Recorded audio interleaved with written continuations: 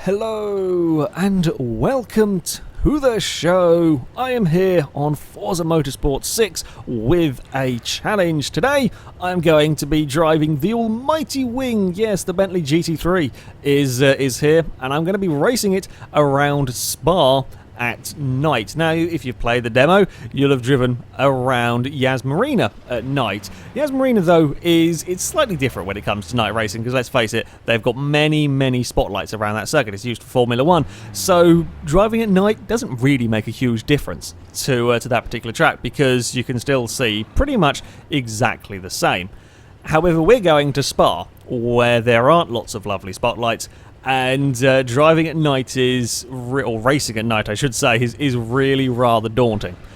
So yeah, I'm going to give it a go with the Bentley. I've got the back of the pack dare card installed again, so we will start from the back of the field. Now this is in the free play mode, so the rivals are cars with a similar PI to my vehicle. Mostly fields made up of GT cars. There are a few oddballs thrown in for good measure, so there should be plenty of close racing. I will be honest, Spa is not a particularly good track for me. I like the circuit.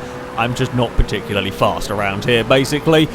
Turn 1 is also notorious for chaos, shall we say. I'm going to be a little bit careful because there is just so much ahead of me. Let's go around the outside of it all. If there's trouble, it's probably going to be on the inside. There wasn't too much trouble. For the hairpin at turn 1, everybody has done remarkably well. A Rouge, of course, is an incredible corner, and with this many cars, trouble is also quite likely. Are they all going to check up? Oh, they've actually done a really good job of not all checking up into one another. They were still quite slow. I'm going to try and make the most of this down here. Please be a gap there. Oh, we're weaving in and out of GT cars. This is... That was a little bit crazy, I will be honest. I now also can't see my braking point, and I had to go on the brakes so that I don't end up in the back of a Corvette. Right, we're always slowing down. I'm on the outside of a C7. Can I keep this position? I really highly doubt it. We're going to run him towards the grass. He has backed off. Woo! We made it to 15th. That is okay. Right, and breathe and breathe. That was a manic start to to this particular race. This is the turn that I loathe. I cannot get the Bentley out of it. I don't know why. I don't know if it's a car thing or whether it's a me thing. I cannot get this car out with any speed. The AIs are so much faster than me through there. They can just put the power down much easier. Oh, good God, Lamborghini's been a little bit slow. That was a good overtaking manoeuvre there from the BMW. I am all sorts of sideways, which is not a good thing in the Bentley. No, don't go on the AstroTurf. Get off there. There's a car moving around in the wing mirror. It's so hard to keep track of where other cars are in these conditions. It's a fantastic challenge. I do love the challenge of driving like this, but it is really hard sometimes just to keep track and know what's going on. There's a car going up the inside. I'm trying to give him... Oh no, he changed his mind. I think he gave me sort of a little bit of a nudge and then thought better of it. This is where the distance indicator, by the way, comes in really handy. Keeping an eye on that will sometimes help you when you lose sight of a car. You're trying to figure out, is he about to take a dive or whatever. Yeah, that can be really useful at times like this. Right, and then one of the fastest corners on the track. We get it. That's perfect. Very pleased with it that time around. Then final sort of section. This is horrible as well at night because you just cannot see where to brake. It's tough enough kind of judging distances in there's no real braking boards around that area. It can be quite tough to kind of judge where to brake normally, let alone when it's dark and there's just it's just nothing. You kind of guess at what point after going underneath the gantry and hope that you've got it right. You turn into turn 1 completely blind. You don't ever see the apex even sometimes with the way you turn into that, where you kind of break down into that corner and turn in. You know, you just don't see the corner. Right, this is going to end really badly. Two driver tires going side by side up Eau Rouge. I'm going to go around the outside of the Audi, but the problem is I can be super fast up Eau Rouge and the driver tires won't be as brave going up that corner. The problem is that if there are the driver tires around, I can't be as quick because I'll just end up in the side of them. And then when I'm slow up Eau Rouge, my lap times suffer because that's where I make up most of my time on the AIs. So, yeah, when I'm stuck behind these guys, I do actually get myself in quite a lot of trouble, because the rest of this lap I am not very fast with. There's a McLaren, well, I'm doing better than the McLaren over there. I think there's a McLaren that has gone off here.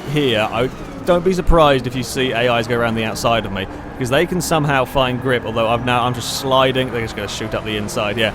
I cannot find any speed, any grip around that turn. There's another one alongside me that I gave a little bit of a bump to. I do apologise to whatever that was. I just simply didn't see him there. Simply didn't see him try and pull that manoeuvre. Yeah, I don't know why it is. Oh, he brakes really early down here. Bloody hell. Very nearly ended up in the back of the Lamborghini. Carried some speed. Something's gone out wide over there, as the BMW is not having the best of times either. Right, you guys go. Ooh. Oh, got on the brakes and avoided them. That was quite close, and now got a big twitch on. I gained 2, lost 1. It's chaos. It's chaos at Spa. Okay, that was a little bit interesting. Yeah, I got a twitch on trying to avoid the spinning cars. And the Bentley, I don't know. As much as I like the almighty wing, to drive it is not really that nice. And I've really compromised myself coming down here. I might be vulnerable. Maybe not. I think I may have ended up causing the guys behind me to check up, so it's kind of worked out not too terribly for me. And have a lift, get back on the powers. There wasn't quite as good that time round, turning a little too late. Right, final turn. I'm guessing. I think we've got a pretty decent, it worked out pretty well that time. A little bit early on the brakes perhaps. Just getting the power down out of here as well. Fair, the BMW had more troubles than I did there, but you see, I tried to jump on the power, and immediately the Bentley wants to snap sideways. It wants to spin its wheels, which wasn't quite expecting from the GT3 car. And there is a wall somewhere on the inside, just don't hit it, and we are through okay. Right, I can and have done laps into the 224s. I think I've got the Bentley around here in. That last lap was a 31. Let's have a little lift on the way up. Oh, I think I may have. No, just about kept it on the road. Just about kept it on the island. On the way up there. Let's see if we can now not get in trouble. Unfortunately, rather disappointingly, there is a now huge gap ahead of me to the cars in front. They do all look like they're fighting, but I'm going to struggle to catch up with this lot unless they really start tangling with one another and slowing themselves down. Oh, careful now, and then try and get on the... It's just not got enough traction, this car. Despite all of the rear wing... As I said, I fiddled about with the tunes, and I've actually got quite a lot of rear downforce on this car for Spa. Normally you'd run very little downforce at here. I'd just try everything I could to try and give this car some rear grip. And it's not just on power oversteer that I have problems with. You can tip the car into a corner, and it just starts wanting to slide. It's the back end that's letting go long before the front end does, and I don't really like that. Yeah, there we go. Big twitch mid-corner. It's a difficult car to drive. We are slightly catching up to the I think it's a Viper ahead of me, if I am seeing that right, although long distance car spotting at night, I've completely flubbed up that corner. Come on Bentley, we can do this. We're getting caught by a BMW again. I mean, it's fine. Oh, it's not fine because we've run really bloody wide through there. It's okay if they catch me through here, because I know that I tend to be quite quick. I'm quicker than the BMWs in a straight line down here. So yeah, I've lost so much ground. I just could not get it through those, not get it turned through those corners. This is another abysmal lap. Right, so we have a lift and a downshift through here. Oh, on the grass on the inside, turned in a fraction too soon there. Still carried half decent speed. And where do we break down? Here, that works just about. Oh, now don't let the back end get away from you. Through here, there we go. You can see the back end is. Oh, now trying to get on the power too soon. I don't know. I really struggle with getting this car around. 226 isn't terrible, but yeah, I can definitely do a lot faster. All right, through turn one. Quite neatly. Yeah, I can do the first section. I can carry the speed through here. And we can start to run away. The Viper's going to have company up ahead, so that's good for me. If the Viper can get tangled up with somebody, that would work lovely. There we go. All of the speed through Eau Rouge. It is a fantastic corner. There is no doubt about that. It's a shame I'm so terrible at the rest of the track. Yeah, we've got 500 feet on the BMW that they will then gain through the rest of the lap. It's for this corner down here. I love this corner as well. You literally, the second that I'm alongside the curb on the outside, you jump on the brakes, and somehow the cars will get slowed down. It's such an incredible. You go from such high speeds down that bit and manage to get it stopped. And then we're going to really struggle around here. I've tried all sorts of different lines, and whatever line I take, I can never get nowhere near the speed that the driver cars do.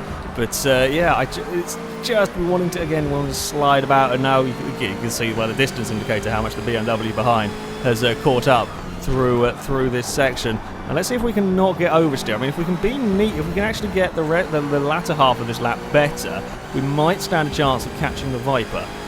Possibly. But that is a big possibly. We need to make up a lot of time. I've been quite unfortunate. I was hoping, you can see from the mini-map, the field is quite bunched up ahead. I was kind of hoping it was going to be bunched up but further back. They've been relatively quick this time around. I am not closing on the cars ahead. It's just... I can't even see where to turn in again through this corner here. You don't really see where you're turning in. You just sort of turn in and hope that it's going to work. We are a bit better off this time round. We're leading a big old train around this circuit, but they're not really quite close enough to do anything, to really have a look at feasibly getting past. Right, lift, downshift. That was nice. That was lovely through there. We kept the speed up at 143, I think, through that turn. And we may have jumped on the brakes a little too soon. Had to have a second dab at it. Now, don't spin the wheels up out of here. Really gently does it. It just feels so slow trying to get on the power in the Bentley. We are pulling away from the BMW, which is nice. That was a better lap, 24.9 from the Bentley. Much better lap that time around. May have turned in a fraction too soon. That's what I was saying about that first turn. You turn in and you hope that you don't hit the wall. I do love this challenge of driving at light. I love watching the lights in the distance climbing up Eau Rouge as well. Really cool, especially when there's a big train of cars ahead of you. I've ballsed up Eau Rouge massively. I'm going to have to take that line across there because otherwise we're going to have a really big accident. That was terrible. Yeah, I've really messed that up. We're not going to catch the Viper, sadly. It's a real shame. There's a great big scrap up there, and I'm probably setting similar lap times to the cars up ahead, but of course they've got such a big gap to me after the antics of lap 1 that, yeah, me catching up is very difficult.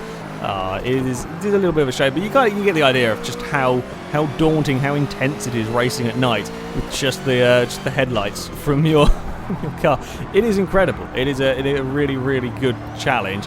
Is there anywhere else we can sort of see the oh crap, we've run a little bit wide. I was wondering if there's anywhere else on the track we can kind of see the headlights from the distance. It's a really cool effect though. With the night racing, let's just see this one out without doing anything stupid and letting the BMW catch out.